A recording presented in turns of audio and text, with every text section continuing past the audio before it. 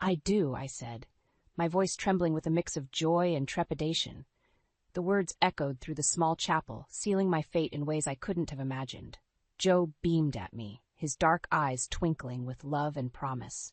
As we turned to face our small gathering of family and friends, I caught sight of my new mother-in-law, Brenda. Her smile didn't quite reach her eyes. "Ladies and gentlemen, I present to you Mr. and Mrs. Joseph Hartley," the officiant announced. The room erupted in applause, but I barely heard it. My mind was racing, replaying the whirlwind romance that had led to this moment. Just 6 months ago, I was drowning in grief after losing my mother. Now, here I was, starting a new chapter of my life. As we made our way down the aisle, Joe squeezed my hand. "You okay, Lily?" he whispered. I nodded, forcing a smile. "Just overwhelmed," I replied. The reception was a blur of congratulations and champagne toasts. I found myself constantly searching the crowd for Brenda, feeling an inexplicable need to keep her in my sights. "Lily, darling." Brenda's saccharine voice cut through the chatter. She glided towards us, arms outstretched. "Welcome to the family, dear." Her embrace was stiff, her perfume cloying. As she pulled away, she gripped my shoulders, her manicured nails digging in slightly. "We're going to be so close, you and I, like mother and daughter." I swallowed hard, unsure how to respond.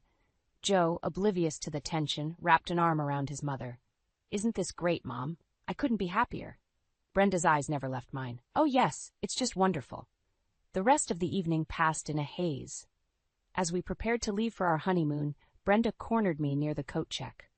"Lily, dear," she began, her voice low, "I hate to bring this up on your special day, but I've been so worried lately." I frowned, concern creeping in. "What's wrong, Brenda?" She sighed dramatically. "It's just, the house feels so empty since Joe moved out. I'm not as young as I used to be, you know." The thought of living alone? My heart sank as I realized where this was going. Before I could respond, Joe appeared at my side.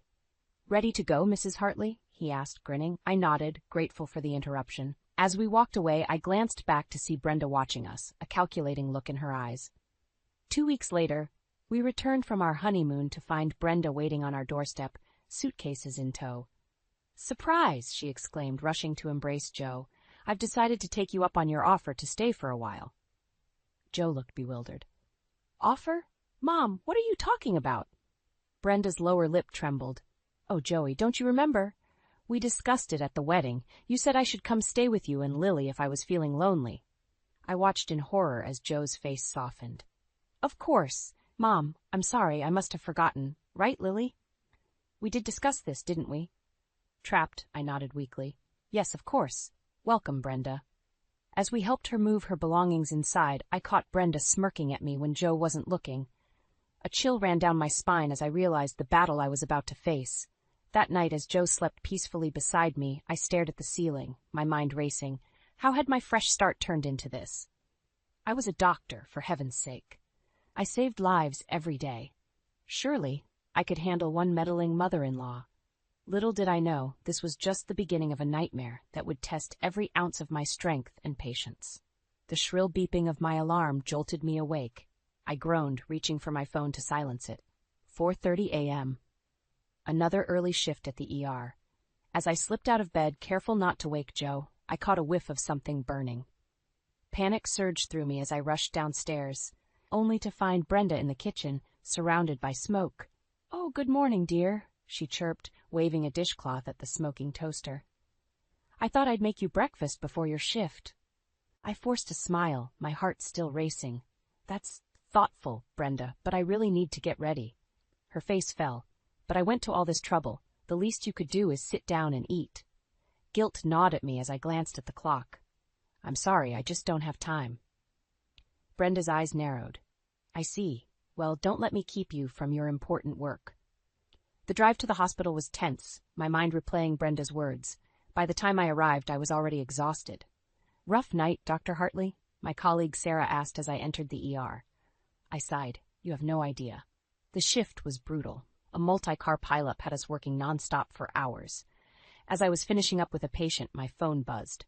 A text from Joe. "Mom says you left without eating. Everything okay?" I bit back a groan. Before I could respond, Sarah called out, "Lily, we need you. Cardiac arrest coming in." By the time I got home, I was dead on my feet. The house was spotless, and the aroma of a home-cooked meal filled the air. "Welcome home, honey," Joe greeted me with a kiss. "Mom made dinner. Isn't she amazing?" Brenda appeared, all smiles. "I hope you're hungry, Lily. I've been cooking all day." I plastered on a smile. "It smells wonderful. Thank you, Brenda." As we sat down to eat, Brenda dominated the conversation, regaling Joe with tales of her day. I pushed my food around, too tired to eat. "Lily, dear," Brenda's voice cut through my haze. "Don't you like the food? I made it especially for you." "It's delicious," I lied. "I'm just tired." Joe frowned. "Maybe you're working too hard, honey. Mom was saying earlier that she's worried about you." I looked up, startled. "She was?" Brenda nodded, her eyes wide with feigned concern. "Of course, dear. I told Joey how you rushed out this morning without eating. It's not healthy." "I had an early shift," I started to explain, but Brenda cut me off. "And you're always so tired when you get home. It's not fair to Joey, is it? He needs a wife, not a zombie." Joe shifted uncomfortably. "Mom, I'm sure Lily's doing her best." "Of course she is." Brenda patted his hand. I just worry, that's all. Maybe if she cut back her hours." I stood up abruptly, my chair scraping against the floor. "I'm going to bed. Good night." As I lay in bed, staring at the ceiling, I heard Joe and Brenda's muffled voices downstairs. My stomach churned with anxiety. How had I become the bad guy in my own home? The next morning, I woke to find a note from Joe. "Had to leave early for a meeting. Mom's making breakfast. Love you." I steeled myself before heading downstairs. Brenda was at the stove, humming cheerfully. "Good morning, Lily," she said without turning around. "I hope you slept well. I was just telling Joey how worried I am about you." I gritted my teeth. "Brenda, we need to talk." She turned, her face a mask of innocence. "Of course, dear. What about?" As I opened my mouth to speak, my phone rang. The hospital. Another emergency. Brenda's lips curved into a smirk. "Duty calls, I suppose. We'll talk later, dear. Have a good day at work." As I rushed out the door, I couldn't shake the feeling that I was losing control of my life, one day at a time. The ER doors burst open as paramedics rushed in with a critical patient. "Female, mid-60s, possible heart attack," one shouted. My heart nearly stopped. The woman on the gurney was Brenda. "Lily," she gasped, reaching for my hand. "I'm so sorry." I pushed my emotions aside and snapped into doctor mode. "Get her to Bay 3 stat!"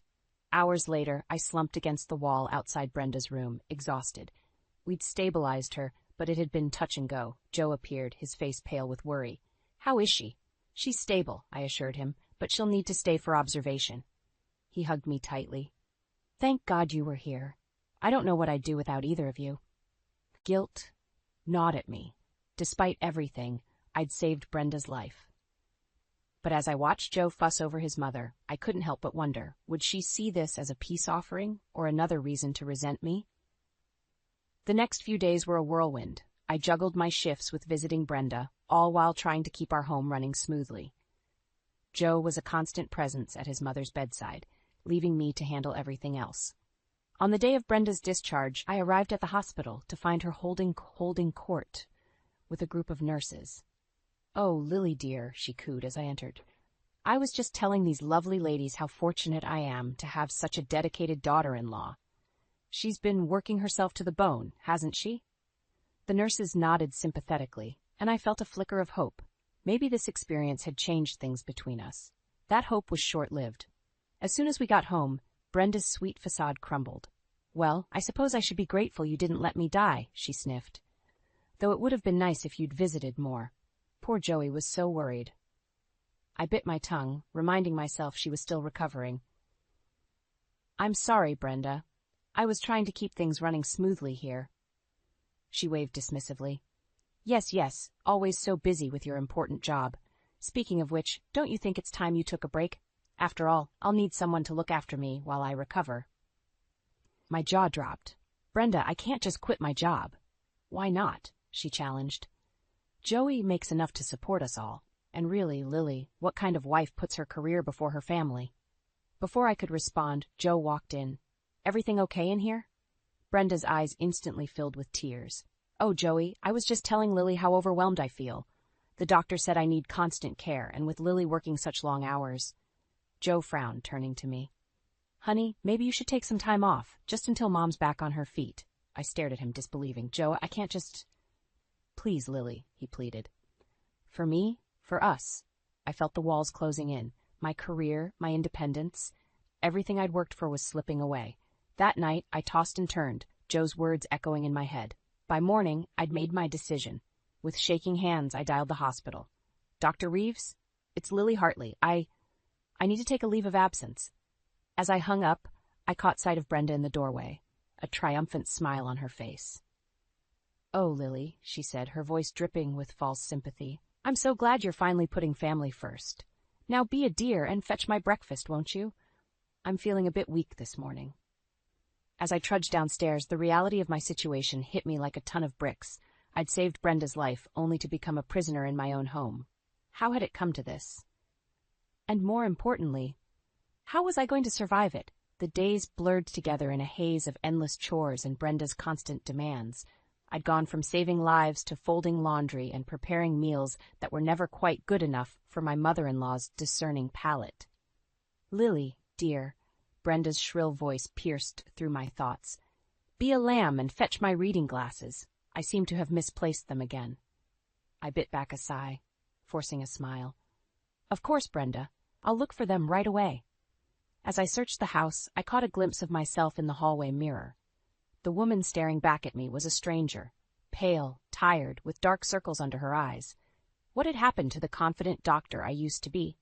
Lily, Brenda called again, impatience lacing her tone. What's taking so long? I found the glasses perched on top of her head and wordlessly handed them to her. She sniffed. Really, Lily? You'd think a doctor would be more observant. Oh, wait. You're not a doctor anymore, are you? The words stung, but I swallowed my retort. Joe would be home soon, and I couldn't bear another argument. That evening, as we sat down to dinner, Brenda launched into her usual critique of my cooking. The chicken's a bit dry, don't you think, Joey? And these vegetables are terribly overcooked. Joe, engrossed in his phone, merely grunted in response. You know, Brenda continued, I was thinking, now that Lily's not working, perhaps we should consider redecorating. This house could use a woman's touch. I nearly choked on my water. Excuse me? Brenda waved her hand dismissively. Oh, don't worry, dear. I'll handle everything. After all, I have much more experience in these matters. This is our home, Brenda, I said, my voice trembling with suppressed anger. Joe and I like it the way it is. She turned to Joe, her eyes wide with feigned innocence. Joey, don't you think the house could use some sprucing up? Your father and I always kept our home so lovely. Joe finally looked up from his phone. Yeah, sure, whatever you think, Mom. I stood abruptly, my chair scraping against the floor. I need some air. Outside, I gulped in the cool night air, trying to calm my racing heart. How had I let things get this far? I was a prisoner in my own home, my identity slowly being erased by Brenda's constant manipulations. As I paced the backyard, a memory surfaced. My mother's voice, strong and clear. Never let anyone dim your light, Lily. You're meant to shine. Tears pricked my eyes. What would my mom think if she could see me now? The back door creaked open, and Joe stepped out. Lily? You okay? I turned to face him, suddenly angry. No, Joe. I'm not okay. I haven't been okay for a long time. He frowned. What are you talking about? Your mother, Joe. The way she treats me, the way she's taken over our lives. I can't do this anymore. Joe's face hardened. Come on, Lily. Mom's just trying to help. You're being oversensitive. Oversensitive? I laughed bitterly. I gave up my career, my independence, everything for you and your mother. And you can't even see what's happening. What's happening is that you're acting ungrateful, Joe snapped. Mom's done nothing but try to make our lives easier? I stared at him, realizing with a sinking heart that I was truly alone in this battle. You're right, Joe. I am ungrateful.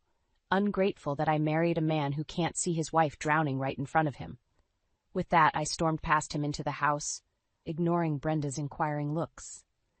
In our bedroom, I pulled out a suitcase and began throwing clothes into it. As I zipped it shut, I caught sight of my medical ID badge lying forgotten on the dresser. I picked it up, running my thumb over my name and title. Dr. Lily Hartley, Emergency Medicine. In that moment, I made a decision. I couldn't change Brenda, and I couldn't make Joe see the truth. But I could change myself.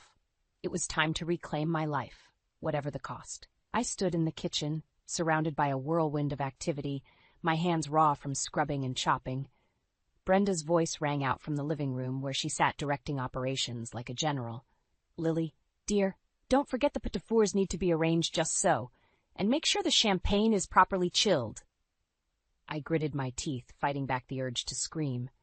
Brenda's grand party had consumed our lives for weeks. My suitcase, packed in a moment of desperation, still sat hidden in our closet. I hadn't been able to bring myself to leave, not yet. Joe breezed into the kitchen, adjusting his tie. Wow, honey, everything looks great. Mom's really outdone herself this time, hasn't she? I froze, the knife in my hand trembling slightly. Joe, I've been cooking and cleaning for days. Your mother hasn't lifted a finger. He frowned, confusion clouding his features. But Mom said she's been working tirelessly on this party. She even mentioned how you've been struggling to keep up. Before I could respond, Brenda swept into the room, resplendent in a glittering gown. Joey, darling, don't you look handsome? Lily, why aren't you dressed yet? The guests will be arriving any minute. I looked down at my flour-stained apron and disheveled appearance. I've been busy preparing everything, Brenda. I haven't had time to... Tsk, Brenda interrupted, shaking her head. Really, Lily, I expected better from you. This party is so important to me. Couldn't you have made more of an effort? Joe shifted uncomfortably. Mom, maybe you're being a little harsh. Lily's been working hard. Brenda's eyes welled with tears. Oh, Joey, I'm just so disappointed. I wanted everything to be perfect. After all I've been through, is that too much to ask? As Joe moved to comfort his mother, the doorbell rang. Guests had begun to arrive. Lily, go make yourself presentable, Brenda ordered, her tone brooking no argument. And do hurry. The next few hours were a blur of forced smiles and polite small talk.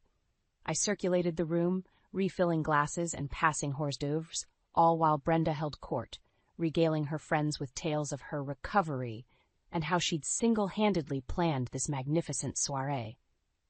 And of course, I couldn't have done it without my dear daughter-in-law, Brenda announced, beckoning me over. Lily, darling, come here and tell everyone how much you've enjoyed helping me. All eyes turned to me, expectant. I felt a bead of sweat trickle down my back as I struggled to find words. I'm always happy to help family, I managed, my voice barely above a whisper. Brenda's smile tightened.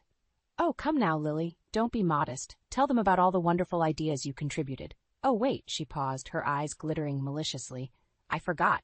You didn't contribute any ideas, did you? You were too busy moping about your lost career to be of any real help. A collective gasp rippled through the room. Joe, standing nearby, looked stricken. Mom, what are you saying? Brenda turned to him, her face a mask of innocence. Oh, Joey, I'm just trying to help Lily come out of her shell. She's been so withdrawn lately. I worry about her, you know.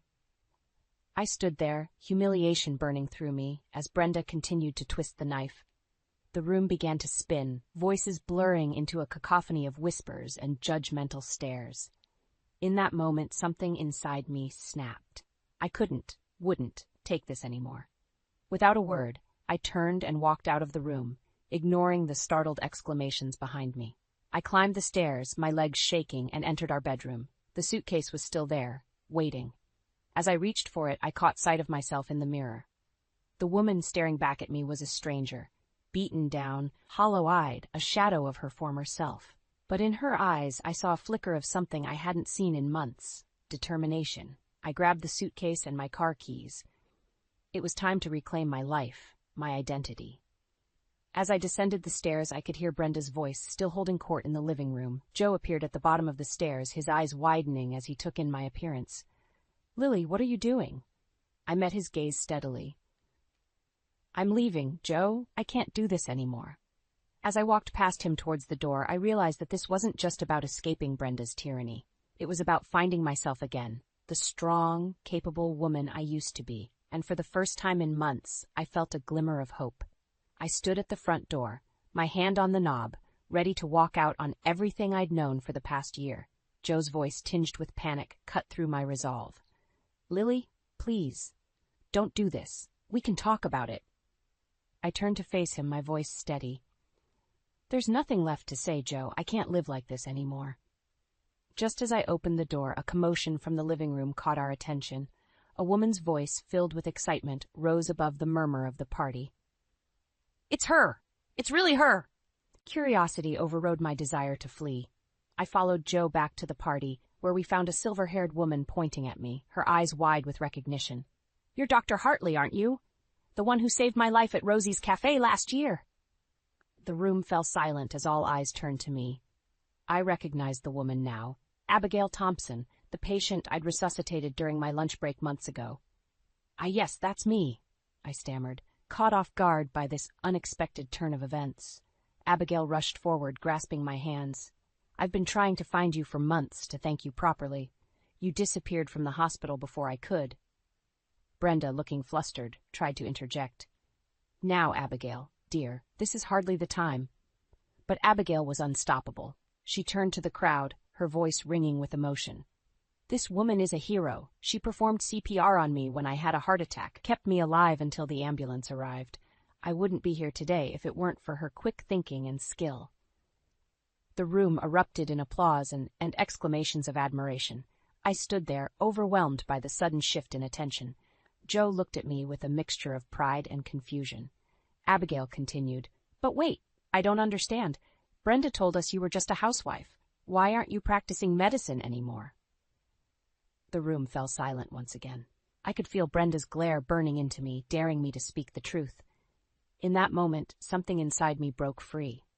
The months of suppressed anger, frustration, and pain came pouring out. "I gave up my career because of Brenda," I said, my voice gaining strength with each word. "She manipulated her way into our home, made me feel worthless, and slowly stripped away everything that made me who I am." Gasps and murmurs rippled through the crowd. Joe's face paled as he looked between me and his mother. Brenda, her face contorted with rage, stepped forward. "How dare you? After everything I've done for you, this is how you repay me, by humiliating me in front of my friends." Abigail, sensing the tension, placed a protective hand on my arm. "Brenda, what's going on here? What have you done to this poor girl?" As Brenda sputtered and tried to defend herself, more guests began to speak up. They shared stories of how Brenda had spoken ill of me behind my back, painting me as lazy and incompetent.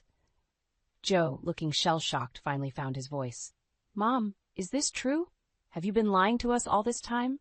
Brenda's facade crumbled. Her eyes darted around the room, searching for an ally and finding none. In a last-ditch effort, she turned to me, her voice dripping with venom. "You ungrateful little witch. I welcomed you into this family, and this is how you repay me? By turning everyone against me?" The room collectively recoiled at her outburst. Joe stepped between us, his face a mask of disbelief and disappointment. "That's enough, Mom. I think you should leave." As Brenda was escorted out, her protests fading into the night, I stood there, trembling. The truth was finally out, but at what cost? Abigail squeezed my hand reassuringly. "You're not alone, Dr. Hartley. We're all here for you." I looked around the room, seeing sympathy and support in the faces of Brenda's former friends. Joe approached me, his eyes filled with remorse. "Lily, I'm so sorry. I had no idea. Can we talk? Please." As the party disintegrated around us, I faced the biggest decision of my life. Could I forgive Joe for his blindness? Could we rebuild what Brenda had so systematically destroyed? Or was it too late to salvage the pieces of my shattered life? The aftermath of Brenda's party left our house in eerie silence. Joe and I sat at opposite ends of the couch, the weight of unspoken words hanging heavy between us. Abigail had insisted on staying, her presence a comforting buffer. "I think," Abigail began softly, "that we need to get the whole story out in the open. Joe, Lily's been through hell, and you need to hear it all." Joe nodded, his face ashen. "Please, Lily, I need to understand." Taking a deep breath, I started from the beginning. The words poured out of me like a flood. Brenda's manipulation, the constant criticism, the isolation. With each revelation, Joe's face crumpled further, disbelief giving way to horror.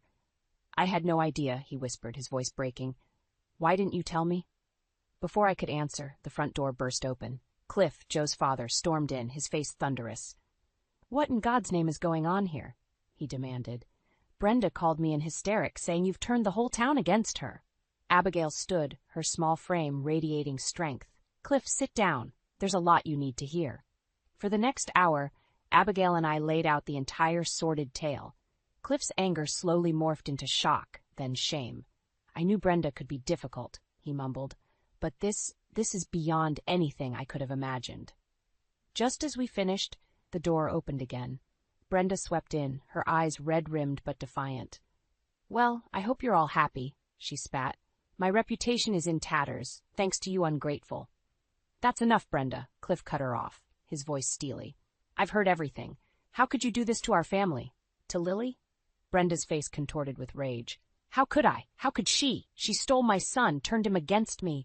I was just trying to protect our family."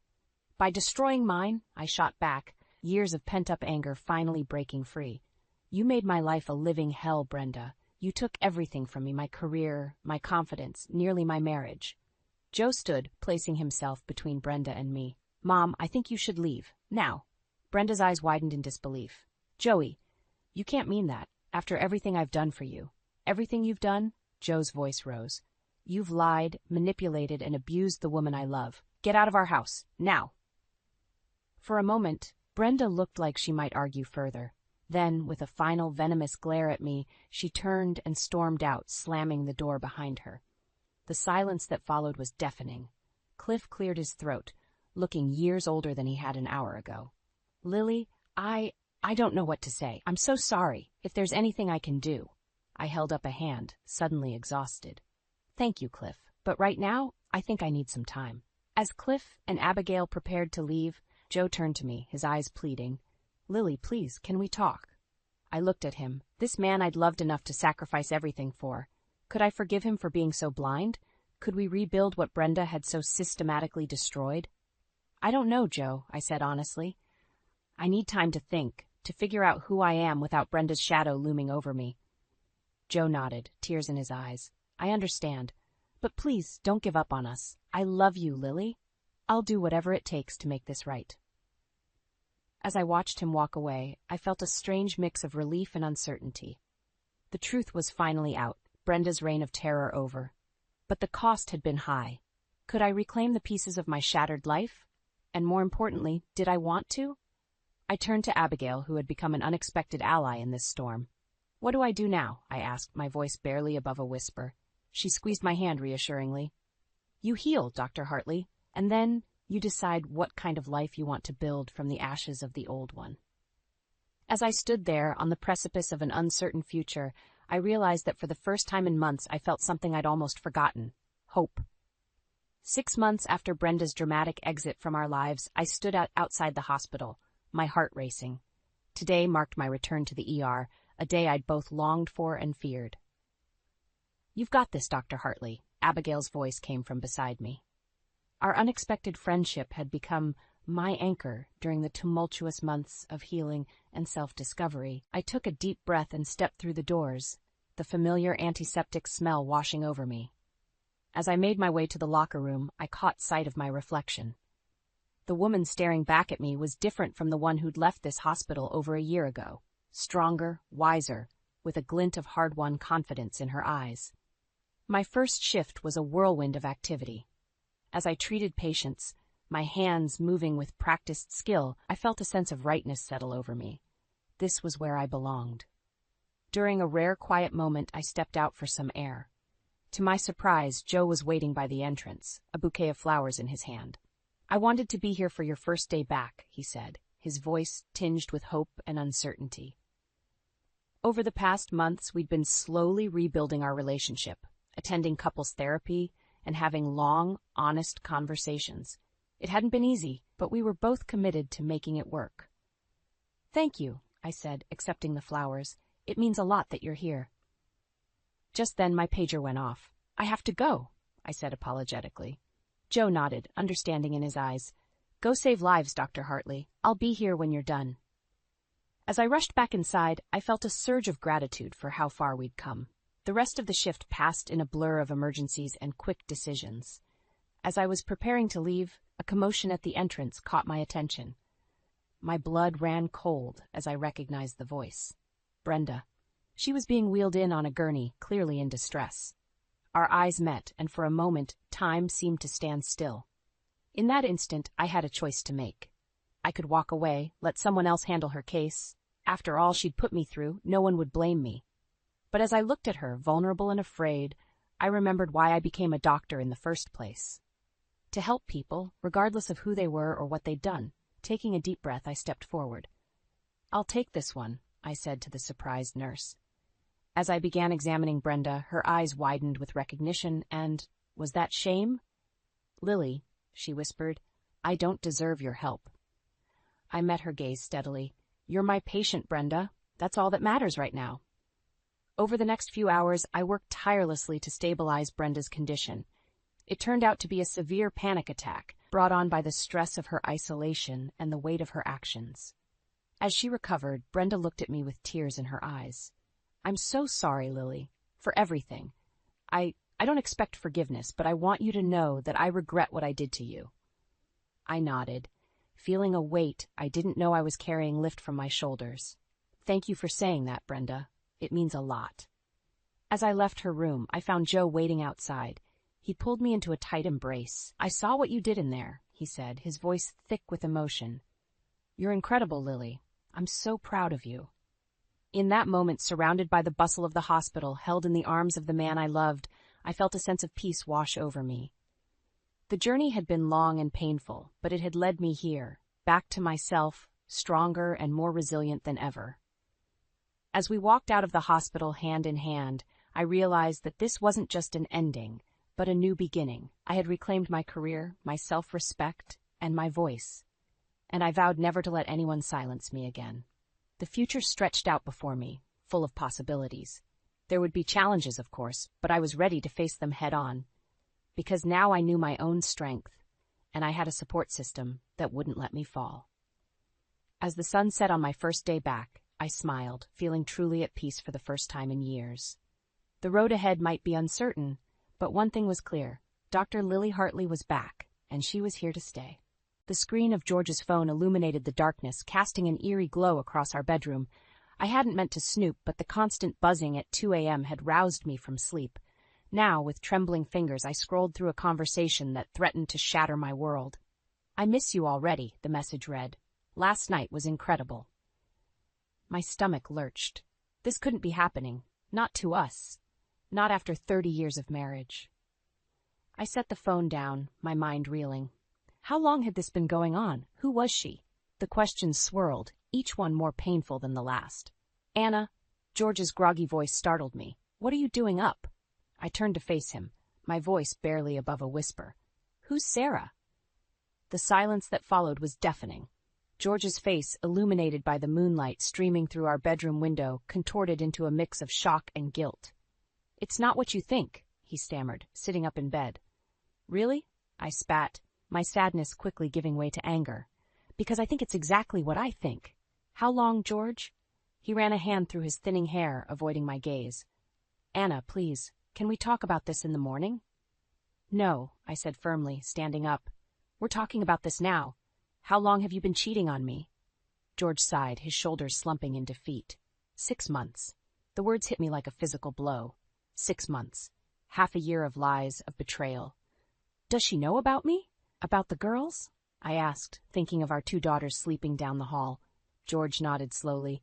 "She knows I'm married, yes." I laughed bitterly. "Well, isn't that just wonderful? At least you had the decency to tell your mistress about your family." "Anna, I'm sorry," George began, but I cut him off. "Save it," I snapped. "I don't want to hear your excuses right now." I grabbed my robe and headed for the door, needing to put some distance between us before I said something I couldn't take back. "Where are you going?" George called after me. "To sleep in the guest room," I replied without turning around. "I can't even look at you right now." As I made my way down the hall, I paused at our daughters' rooms. Lily, 25, and Rose, 22, were both home for the summer. How was I going to tell them their father had betrayed us all? I slipped into the guest room, closing the door behind me. As I sank onto the bed, the tears I'd been holding back finally spilled over. How had we gotten here? Where had I gone wrong? My phone buzzed on the nightstand, startling me. It was a text from my sister-in-law, Lucy. "You up? I need to talk to you." I hesitated for a moment before replying. "Can't sleep? What's wrong?" The response came quickly. "I think Tom's cheating on me. Can we meet tomorrow?" My heart sank. Was this some sort of twisted family curse? "Of course," I typed back. "Coffee at 10, the usual place?" "Perfect. Thank you, Anna." I set the phone down, my mind racing. First George, now possibly Tom. What was happening to our family? As the first light of dawn crept through the curtains, I made a decision. I wouldn't let George's betrayal define me. I wouldn't let it destroy our family, but I also wouldn't let him get away with it. Tomorrow, I'd meet with Lucy. We'd compare notes, make a plan, and then we'd show George and Tom exactly what happens when you mess with the women in this family. I closed my eyes, finally drifting off to sleep. In my dreams, I saw myself standing tall, surrounded by my daughters and sister-in-laws. We were strong, we were united, and we were ready for a fight. The next morning, I found myself at our usual coffee shop waiting for Lucy. My eyes were puffy from a sleepless night, and my hands shook as I clutched my latte. When Lucy walked in, I could see the same weariness etched on her face. "Anna," she said, sliding into the booth across from me. "Thank you for meeting me. I didn't know who else to turn to." I reached across the table and squeezed her hand. "We're family, Lucy. We stick together." Lucy's eyes welled up with tears. "I found receipts," she whispered. "Expensive dinners, hotel rooms. Tom's been lying to me for months." My heart sank. It was like looking in a mirror, seeing my own pain reflected in Lucy's eyes. "I'm so sorry," I said. "I know exactly how you feel, George. He's been cheating on me, too." Lucy's eyes widened in shock. "George, but I thought—" "Oh, Anna, what are we going to do?" Before I could answer, my phone buzzed. It was a text from my daughter, Rose. "Mom, can you come home? Grandma Eleanor's here and she's being awful." I groaned. Eleanor, my mother-in-law, was the last person I wanted to deal with right now. "I'm sorry, Lucy. I have to go. Family emergency." Lucy nodded, understanding in her eyes. "Go. We'll talk later." I rushed home, my mind racing. What could Eleanor want? As I pulled into the driveway, I saw her sleek Mercedes parked out front. Taking a deep breath, I steeled myself and walked inside. The scene that greeted me made my blood boil. Eleanor was in the living room, fawning over a framed photo of her grandson, Tom and Lucy's boy, while completely ignoring the beautiful portraits of my girls on the mantel. "Anna, there you are," Eleanor said, her voice dripping with false sweetness. "I was just telling the girls how wonderful it would be if they could be more like their cousin. He's studying law at Harvard, you know?" I saw Rose and Lily exchange a look of hurt and anger. Lily, always the more outspoken of the two, stepped forward. "Grandma, I just got accepted into medical school. Isn't that worth celebrating, too?" Eleanor waved her hand dismissively. "Oh, that's nice, dear, but it's not quite the same as law school, is it?" I'd had enough. "Eleanor," I said, my voice tight with controlled anger, "my daughters are brilliant, accomplished young women. They don't need to be compared to anyone." Eleanor's eyes narrowed. "Well, if you'd raised them properly, maybe they'd have achieved more by now. It's a shame George didn't have any sons. The family name will die out with him." The room fell silent. I could see the shock and hurt on my daughters' faces. Something inside me snapped. "Get out," I said, my voice low and dangerous. "Get out of my house right now." Eleanor looked stunned. "I beg your pardon?" "You heard me," I said, stepping closer. "I will not stand here and let you belittle my children. Your grandson isn't better than them just because he's a boy. Now leave before I say something I might regret."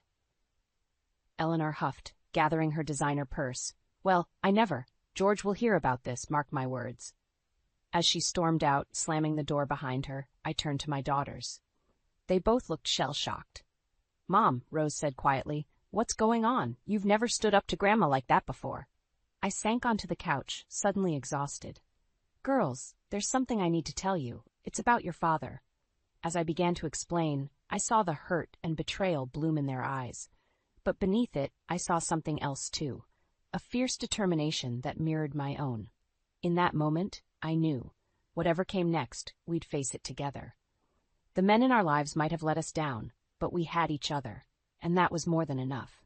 The day after Eleanor's visit, I called an emergency meeting with Lucy and Margaret. We met at a quiet cafe on the outskirts of town, away from prying eyes and wagging tongues.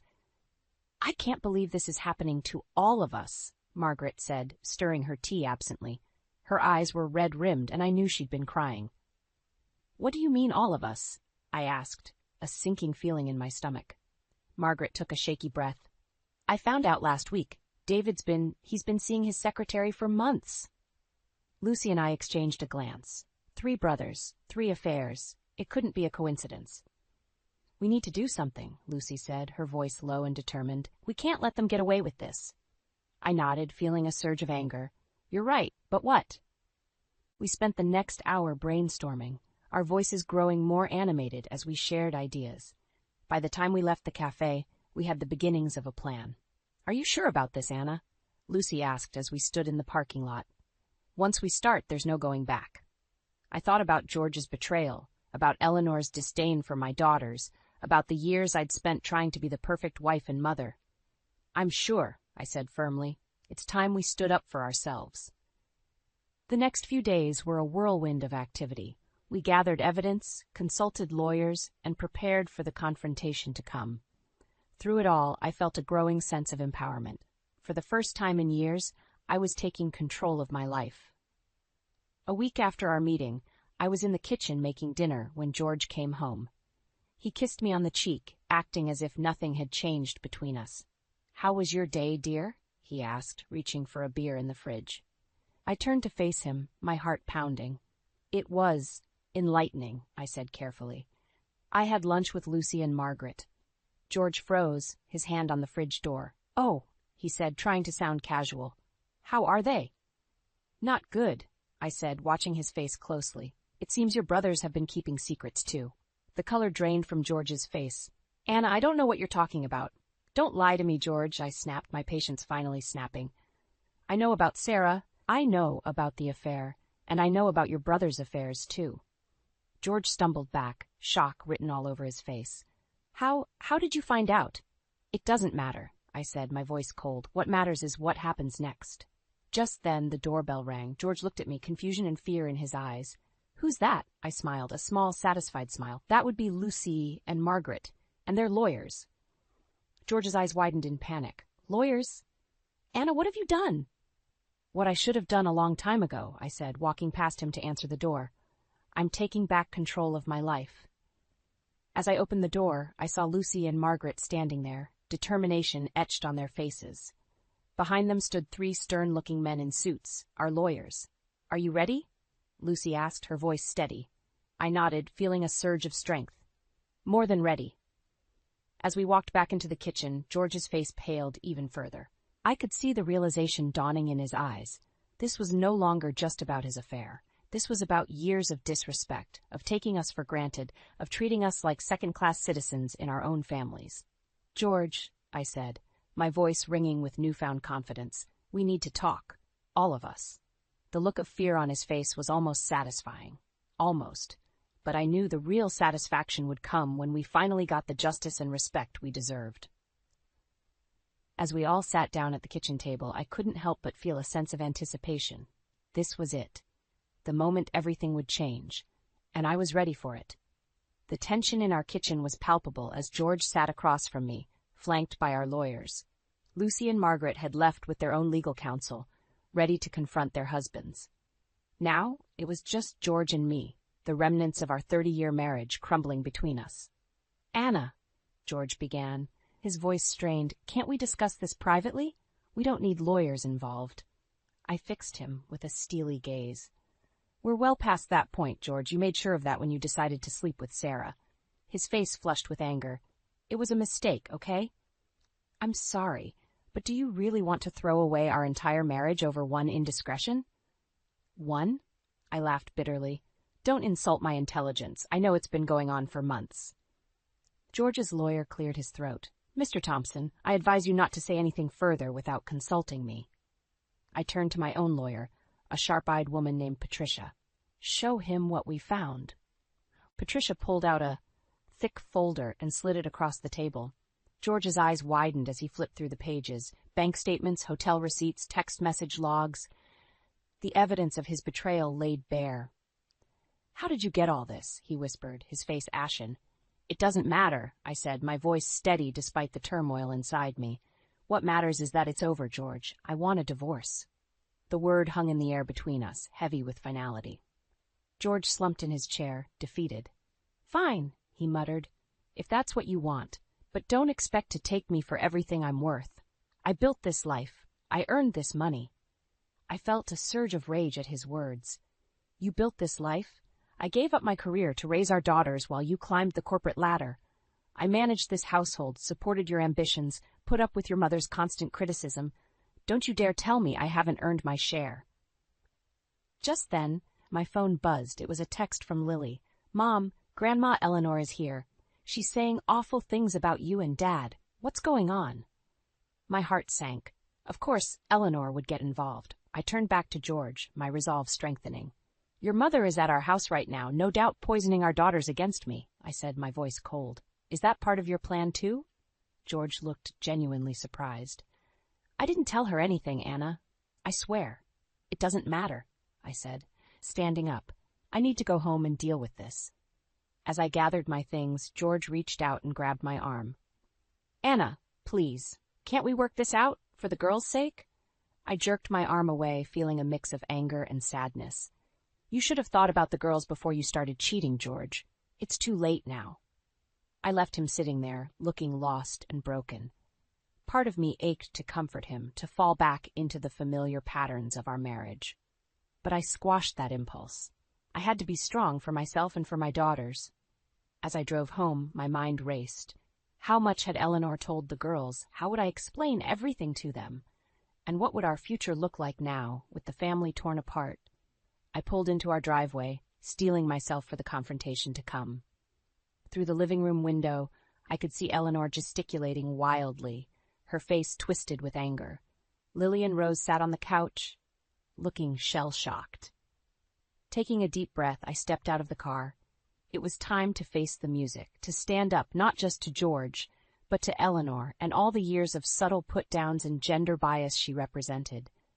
As I reached for the doorknob, I felt a strange mix of fear and exhilaration. Whatever happened next would change our lives forever. But for the first time in years, I felt truly in control of my destiny. I opened the door, ready to fight for my daughters, my dignity, and our future. Thanksgiving Day arrived with a chill in the air that matched the icy tension in our home. As I prepared the turkey, my hands trembled slightly. Today was the day. The day I would shatter the facade of our perfect family. Lucy and Margaret arrived early, their faces a mix of determination and fear. We huddled in the kitchen, speaking in hushed tones. "Are you sure about this, Anna?" Lucy whispered, her eyes darting nervously towards the living room, where our husbands sat, oblivious to the storm about to break. I nodded, my jaw set. "It's now or never. We can't live like this anymore." The doorbell rang, announcing Eleanor's arrival. I took a deep breath, steeling myself for what was to come. As we gathered around the dining table, the air was thick with unspoken words. George sat at the head, carving the turkey with practiced ease, as if our world wasn't about to implode. "Well," Eleanor said, her voice dripping with false sweetness, "isn't this lovely? All of us together, although it would be nicer if we had some grandsons at the table." I saw Lily and Rose exchange a pained look. That was the final straw. I stood up abruptly, my chair scraping against the floor. All eyes turned to me. "Anna?" George asked, confusion etched on his face. "What are you doing?" "Something I should have done a long time ago," I said, my voice surprisingly steady. "I'm telling the truth." Eleanor scoffed. "What on earth are you talking about?" I turned to face her, years of pent-up frustration bubbling to the surface. "I'm talking about the way you've always favored boys over girls, the way you've made my daughters feel less than, and I'm talking about your son's infidelity." A collective gasp went around the table.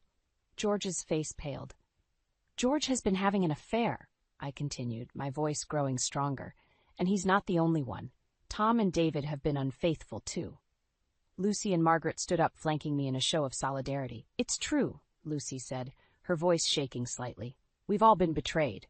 The room erupted into chaos. Eleanor was shouting, George was stammering excuses, and our children looked shell-shocked. "Enough," I yelled, silencing the room. "I've made my decision. I'm filing for divorce." George jumped to his feet. "Anna, please, we can work this out." "No, we can't," I cut him off. "You've made your choices, George. Now I'm making mine." Eleanor turned on me, her face contorted with rage. "You ungrateful woman, after everything this family has done for you." "Done for me?" I laughed bitterly. "You mean belittled me, made me feel worthless, treated my daughters like second-class citizens?" I turned to Lily and Rose, who were watching with wide eyes. "Girls, I'm sorry you had to find out this way. But I want you to know that you are valued, you are loved, and you are more than enough, just as you are." Tears welled up in their eyes as they nodded, understanding dawning on their faces. "This is ridiculous," Eleanor sputtered. "George, are you going to let her speak to me this way?" But George remained silent, the weight of his actions finally sinking in. I took a deep breath, feeling a weight lift off my shoulders. This facade of a perfect family ends now. We're done pretending. As I looked around the table at the shocked faces of our family, I felt a strange mix of sadness and liberation. The road ahead would be difficult, but for the first time in years, I felt truly free. "Happy Thanksgiving, everyone," I said, my voice laced with irony. "I think it's time we all went home." As the family began to disperse, murmuring in shocked whispers, I caught Lucy and Margaret's eyes. They nodded, a silent agreement passing between us. We had taken the first step. There was no going back now. I watched as George slumped in his chair, head in his hands. Part of me ached for the man I had loved for so long, but a stronger part knew this was necessary. For me, for my daughters, and for all the women who had been silenced for too long. The facade had shattered. Now it was time to rebuild. The aftermath of our Thanksgiving revelation was like the eye of a hurricane, a deceptive calm before the real storm hit. I spent the next few days in a daze, fielding calls from shocked relatives and comforting my daughters. But I knew the worst was yet to come. A week after Thanksgiving, Lucy, Margaret, and I met at our lawyer's office. As we sat around the polished oak table, the gravity of our situation settled over us like a heavy blanket. "Ladies," our lawyer Patricia began, "I've reviewed your cases. I won't sugarcoat it. This won't be easy. Your husbands are powerful men with considerable resources." I felt a flicker of doubt, but quickly squashed it. "We're prepared for a fight," I said, my voice steadier than I felt. Lucy nodded, her face set with determination. "We've been silent for too long. It's time to stand up for ourselves." Just then, Patricia's phone buzzed. She glanced at it, her brow furrowing. "It seems your husbands have made a preemptive move. They're calling a family meeting at Eleanor's house. Tonight." My stomach dropped. Eleanor's house, the lion's den. I exchanged worried glances with Lucy and Margaret. "We don't have to go," Margaret said, her voice trembling slightly, but I knew we did. "No, we need to face this head on. We can't let them control the narrative." As we pulled up to Eleanor's sprawling mansion that evening, I felt a mix of dread and determination. The three of us walked in together, a united front against whatever awaited us inside. The scene that greeted us was like something out of a twisted family drama. George, Tom, and David sat on one side of the room, their faces a mix of anger and desperation. Eleanor presided over the gathering from her ornate armchair, looking like a queen about to pass judgment. "Well, well," Eleanor said, her voice dripping with disdain. "The prodigal daughters-in-law return." I stepped forward, refusing to be intimidated. "We're here to talk, Eleanor. That's all." George stood up, his face pleading. "Anna, please, can't we discuss this privately? We can work things out." Before I could respond, Lucy's voice rang out, clear and strong. "There's nothing to discuss, Tom. I've already filed for divorce." The room erupted into chaos. David lunged at Margaret, grabbing her arm. "You can't do this to me," he shouted. I watched in horror as Margaret stumbled, fear flashing across her face. Something inside me snapped. "Enough," I roared, my voice cutting through the din. "This ends now. We're not your property. We're not here to be controlled or manipulated." Eleanor rose from her chair, her face twisted with rage. "You ungrateful women, after everything this family has given you." "Given us?" I laughed bitterly. "You mean the constant criticism? The belittling of our daughters? The blind eye to your son's infidelities?" I turned to face George, Tom, and David. "We trusted you. We loved you. And you betrayed us in the worst possible way." The room fell silent, the weight of my words hanging in the air. Then, to my shock, a slow clap started from the doorway. We all turned to see Lily and Rose standing there, pride shining in their eyes. "Well said, Mom," Lily said, her voice strong. "It's about time someone stood up to this toxic family dynamic." Eleanor sputtered, her face turning an alarming shade of red. "How dare you?" But Rose cut her off. "No, Grandma. How dare you? How dare all of you treat our mothers this way?" As I looked at my daughters, standing tall and unafraid, I felt a surge of pride and strength. This was why we were fighting. This was what it was all about. I turned back to face the room, my resolve stronger than ever. We're done being silent. We're done playing by your rules. From now on, we make our own path. The tension in the room was palpable, like a rubber band stretched to its breaking point. I knew that whatever happened next would change our lives forever, but as I stood there, flanked by my daughters and sister-in-laws, I realized I wasn't afraid anymore. We were stronger together, and we were ready for whatever storm was about to break. The morning after our confrontation at Eleanor's house, I woke to a flurry of missed calls and text messages. My phone buzzed incessantly as I scrolled through them, my heart racing with each notification. Anna, we need to talk. Please. George. You'll regret this, all of you. Eleanor. Mom, are you okay? Call us. Lily. But the message that made my blood run cold came from our lawyer, Patricia. Emergency meeting, 9 a.m. Your husbands are trying to freeze your assets. I sprang into action, calling Lucy and Margaret as I threw on clothes. Within an hour, we were huddled in Patricia's office, the gravity of our situation weighing heavily on us. They're playing dirty, Patricia said, her voice grim.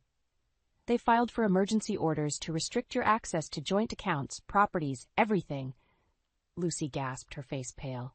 Can they do that? Patricia nodded. They're claiming your flight risks, that you might try to hide or spend the money before the divorce proceedings. I felt a surge of anger. That's ridiculous. We've done nothing wrong. I know, Patricia said, but we need to act fast. We have a hearing this afternoon. The judge will decide whether to grant their request. As we left Patricia's office, my phone buzzed again. It was George. Against my better judgment, I answered. Anna, please. His voice was desperate. Let's talk about this. We can work it out. I felt a flicker of doubt, remembering the good times we'd shared. But then I thought of his betrayal, of Eleanor's constant belittling, of the years I'd spent feeling less than. It's too late, George, I said, my voice steady. You've made your choices. Now I'm making mine. The courthouse was a flurry of activity as we arrived. Our husbands were there, looking smug in their expensive suits. Eleanor sat behind them, her face a mask of disdain. As the hearing began, I felt a knot of fear in my stomach. What if the judge sided with them? What if we lost everything we'd worked for? But as our lawyer presented our case, I felt a surge of pride. We weren't the villains here. We were women standing up for ourselves, for our children, for our futures. The judge listened intently, his face unreadable. When he finally spoke, his words sent a shockwave through the courtroom.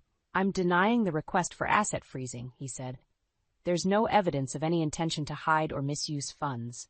Furthermore, he continued, fixing our husbands with a stern gaze, I'm ordering a full financial audit of all parties involved. I watched as the color drained from George's face. From the corner of my eye, I saw Tom and David exchange panicked looks. As we left the courtroom, I felt a mix of relief and trepidation. We'd won this battle, but the war was far from over. Eleanor cornered us in the hallway, her face twisted with fury. You think you've won? She hissed. This isn't over. You'll never get away with this. I stood tall, meeting her gaze. No, Eleanor, you're right. It's not over, but we're not backing down. Just then my phone buzzed. It was a text from Rose. Mom, there are reporters outside our house. They're asking about Dad's company. What's going on? My heart sank. I looked at Lucy and Margaret, seeing my own fear reflected in their eyes. What had we stumbled into? As we hurried out of the courthouse, dodging reporters and flashing cameras, I realized we were standing on the precipice of something much bigger than we'd anticipated. Our fight for justice had uncovered a web of deceit that went far beyond our marriages. I took a deep breath, steeling myself for what was to come. We'd started this fight for ourselves, for our daughters. Now, it seemed, we were fighting for something much larger. As we climbed into the car, I turned to Lucy and Margaret. Are you ready for this?